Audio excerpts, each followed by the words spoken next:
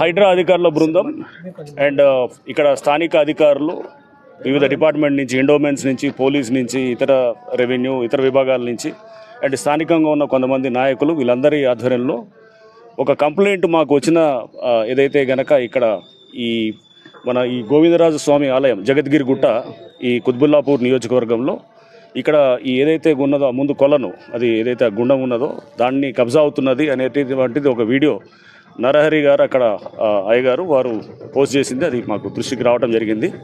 ఈ నేపథ్యంలో ఇక్కడికి వచ్చి అధికారులందరితో కూడా మేము ఇక్కడ వెరిఫై చేశాము. ఇన్స్పెక్ట్ చేసినప్పుడు ఇక్కడ ఈ గోవిందరాజు స్వామి ఈ ఆలయానికి సంబంధించిందే కాకుండా అంటే భూములు, దీనికి సంబంధించిన భూమినే కూడా కాకుండా ఇదంతా ఎండోమెంట్స్ ల్యాండ్, లేకపోతే ఇది గవర్నమెంట్ ల్యాండ్. బేసికల్గా ఎండోమెంట్స్ వాళ్ళకు కూడా అది అలాట్మెంట్ ఇంకా ప్రాపర్గా జరిగినా కానీ కూడా ఇది గవర్నమెంట్ ల్యాండ్. సో ఈ ల్యాండ్ని ఎవరికి వాళ్ళు కబ్జాలు చేసుకుంటూ చేస్తున్నారనేది కంప్లైంట్. ఇక్కడ ఉన్నటువంటి వెంకటేశ్వర స్వామి ఆలయం దాన్ని కూడా చూసాము. దాని వెనకాల చుట్టుపక్కల కూడా రకరకాల కుల సంఘాల అన్న పేరుతోటి కూడా కబ్జాలు చేసినారని ఇక్కడ స్థానికంగా ఉన్నటువంటి అన్ని పార్టీల నాయకులు, ఇక్కడ స్థానికంగా ఉన్న ప్రజలు కూడా అందరూ కూడా చెప్పడం జరిగింది. సో చేసి వాళ్ళు కొంతమందిని ఇల్లులు కట్టి వాళ్ళు ఎవరో పేదవాళ్ళకనో లేదా మధ్యతరగతి వాళ్ళకి అమ్ముతున్నారు. దాని వెనకాల ఉన్నటువంటి రాజకీయ నాయకులు కూడా వాళ్ళ పేర్లు కూడా చెప్పడం జరిగింది. దాని అన్నింటినీ కూడా మేము పరిశీలించాము. బుధవారం రేపు వీళ్ళందరితో కూడా మీటింగ్ పెడతాము.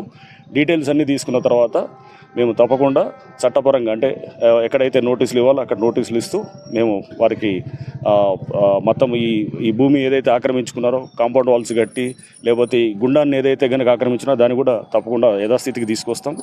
అండ్ ఈ కాంపౌండ్ వాళ్ళు ఎన్నింటి కూడా ఏదైతే వాళ్ళు ఆక్రమించుకుంటూ తీసుకొచ్చినా అవి కూడా తప్పకుండా వాటిని కూడా తీసివేయడం జరుగుతుంది. అండ్ ఏదైతే కనుక కొన్ని కుల సంఘాలు అని చెప్పేసి ప్లాట్లు చేసి వాళ్ళు కుల సంఘం అనే పేరు పెడుతున్నారు కానీ బట్ వాళ్ళు స్థానికంగా ఒకళ్ళిద్దరు లాభపడుతున్నారు. అటువంటి దాన్ని కూడా వాళ్ళు అక్కడ కంప్లైంట్ ఇచ్చారు, ఇక్కడ ఉన్నటువంటి ఇతర అందరూ కూడా, ప్రజలందరూ కూడా.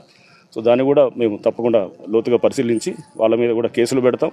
వాళ్ళు ఏదైతే స్ట్రక్చర్స్ బిల్డ్ చేశారో అనాథరైజ్డ్గా ఈ గవర్నమెంట్ ల్యాండ్స్ మీద, వాటి మీద కూడా డెఫినెట్గా యాక్షన్ తీసుకోవడం జరుగుతుంది అనమాట.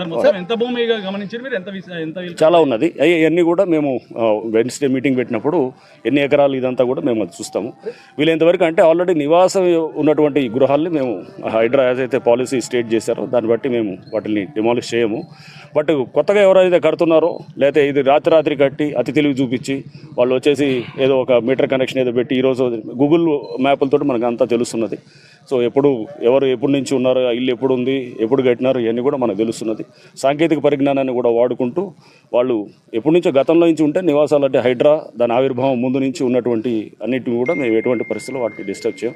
బట్ ఇప్పుడు ఎవరైతే ఈ భూములు కబ్జా చేస్తూ వాళ్ళు వ్యాపారాలు చేస్తూ వెనకాల బ్యాక్గ్రౌండ్లో ఉండి ప్లాట్ల వ్యాపారం చేస్తున్నారో వాళ్ళ మీద చట్టపరంగా రేపు హైడ్రా పోలీస్ స్టేషన్ కూడా వచ్చింది. త్వరలో అది కూడా ఇంకో 15 రోజుల్లో మొత్తం పూర్తిగా ఫుల్ ఫ్లెడ్జ్గా ఫంక్షనింగ్ చేస్తుంది.